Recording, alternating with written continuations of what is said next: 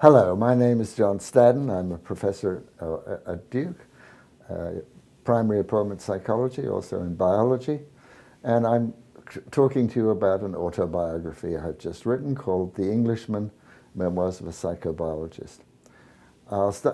Much of it is personal, but the central part is all about science. The personal part begins with my birth. I was born in England, only just. My mother had just come from Rangoon, Burma, when she gave birth to me. My father was still in Rangoon. He was a lowly, I think, private or lance corporal in the King's Royal Rifles. He was a Cockney from East London, and he'd left school at 14, ran away from home and joined the army. My uncle also joined us. He was a journalist working on something called The Englishman in Calcutta, India, and his mother, my grandmother, came with him. After this period, I grew up in London during World War II, which was an interesting experience.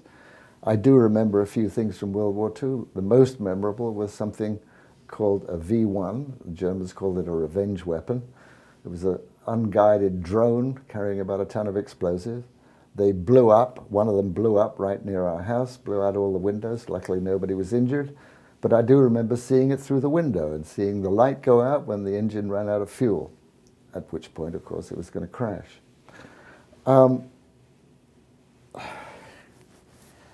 After the war, I went to various little schools. The one I most remember was an anarchist school called Burgess Hill.